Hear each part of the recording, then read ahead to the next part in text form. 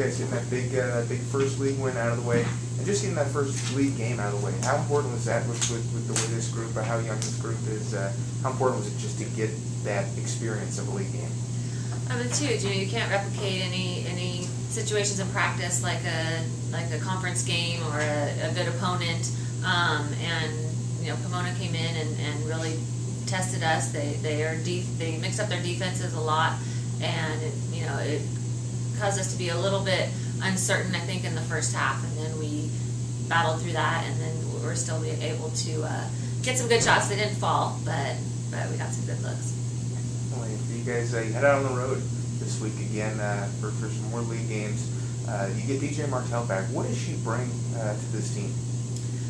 DJ provides depth in the post for us, and she's been in the program. She hasn't played much yet, because of all of her injuries, but she knows the system. She knows what we expect, and she's just a good teammate, and so she brings a lot, and off the court, and then on the court she's a solid post player that can bang inside and is really crafty for being an undersized post. And you talk about just another post presence for you guys. Rebounding is so key. Obviously, Bree Halsey last year had the lion's share of the rebounds, and without her this year, how key are rebounds, and how big of an emphasis do you put on rebounding? It's emphasis every day for us. Something that we know we have to hold our kids accountable for, because if you don't, then it's something that is easily missed. It has to be one of the categories that is really important for us. And I think our guards are doing a good job of running down those loose balls and those long rebounds, which is what you have to do when you don't have that. Bree Halsey in there grabbing 15 on certain games. But I think Ellie's really stepping up and got 10 defensive rebounds against Pomona, and is kind of really working at that part of her game. And then we just kind of do a collective effort after that, and I think everybody is taking that part to heart. I'm looking forward to Pat Stanislaus Chico. Obviously, that's a big game this weekend, and you mentioned so many new faces on the team. Do they all kind of grasp what's at stake with the rivalry here with Chico?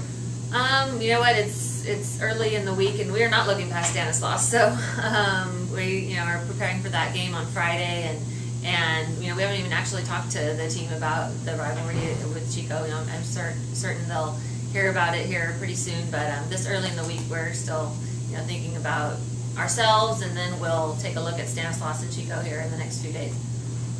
That's all the questions I had. Coach, how nice was that not only to win your first league game, you lost 2 really tough games to Pomona last year in overtime. Here you are, close game again, but this time you finished on the right side. I know, as it's coming, it's always in the back of your mind, and then that game is just a basket, the entire time. It seemed like a series of runs in that game, and it's kind of like, oh gosh, are we going to go to overtime again? And I was so, I was in deadline behind the shot that Dingle took, and I could tell that it was off to the right, and it was kind of like this relief, like, okay, we might not have to go to overtime with these guys, because we haven't had very much luck with that. But they're going to be a lot better next time we play them.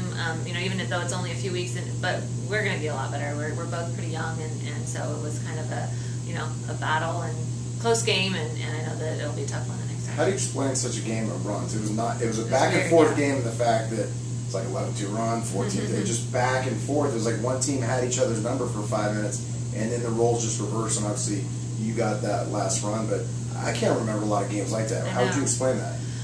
I didn't, once I don't pay attention to that kind of stuff too much during the game. You realize it a little bit here and there. We're just trying to, basketball's such a fast game that, every possession just kind of keeps coming so quickly. But once I looked at it after the game, neither team was shooting well, and so it was tough to string any points together, it seemed like, let alone a run. And so I think that both teams were just really pressing on defense to try to make plays, to get stops, and try to get their team easy opportunities, because neither team was shooting very well. And so, could have been just a few, turnovers here and there, and that led to some easy buckets for the opposition. In football, you like your quarterback to slide, do stuff so they don't get hurt. As dependent as you guys are on Katie Richards right now at the point, are you worried about her at all getting hurt or something happens? No, she's tough. She's somebody that she gets her body into great shape. She's in the best shape of anyone, and can play 40 minutes actually in the game. And she has class conflict every day, so I guess that helps. It limits her chance of getting hurt in practice. We're kind of just trying to, keep everyone healthy. We have the core three of Kelly, Lisa, and Katie that are doing a brunt of the work offensively. So we're trying to make sure they all stay healthy, but we don't try to minimize it too much. You're going to be at Stanislaus, an 0-4 team. They're going to be hungry at home, and a new coaching staff. What do you know about the Warriors? Not a lot. They played a couple games that we've been able to watch on film, and a few of the players are back that we know. The Joddie sisters are back, and Lauren is their leading scorer, with 21 a game. It seems like everything kind of goes through her, and so we know that, and we have to really focus on her and keeping her from getting started, but also from drawing too many fouls and getting too many easy buckets off of O boards.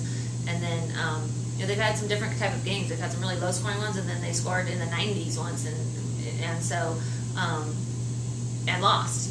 So it's different type of team. They really press. They really want to push tempo, and so we have to be able to handle that pressure and try to score on unevens after you break the press. Chico State the next night. For the fans, obviously, it's a big deal. The players who are new will probably figure it out right around tip-off that it's a big deal. Has it finally just turned into a Humboldt versus Chico for you? Because for so many years it was, Joddie's, the leading scorer, this and that. As that kind of, 9 years now at Humboldt State, is that backed off, or do you still get like a little extra juice in your system walking into Chico State? Yeah, walking into Acker Gym is a little different than going to Sonoma State or anywhere else. I have to make sure that I kind of control myself a little bit. The first few years I was probably over amped. Now once the game starts, it's just another game. But definitely I have my whole family and friends and all these people that come to watch, and so I have to make sure that I get myself ready for the game, just like we tell our players when they have a bunch of people there. So, but it's a great atmosphere, one of the best in the conference. Humboldt Chico rivalry, plus they have good home crowd and good game management programs that go on to bring in fans, and so we expect a really good one. Next question. How many times have you been asked about that, going back there? Because I know I asked you about it like every interview that I did with the radio. Yeah. Back to Chico. Every time that we go, but it's it's a good question. It's fun. It's we love these big games and rival games, or why you play. It's exciting. It's why you lift weights all summer and why you practice all year, and in order to go into the rival team's house and try to do some battle. Thank you, Coach.